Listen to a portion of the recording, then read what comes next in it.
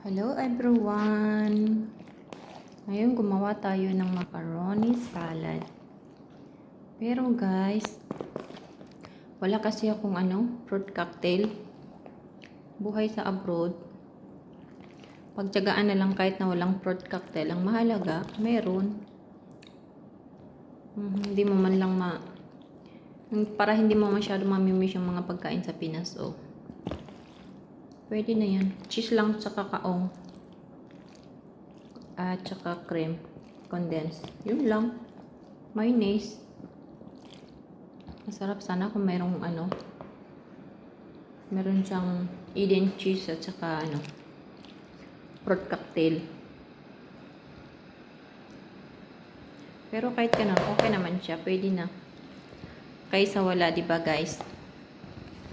Yun lang guys. Thank you.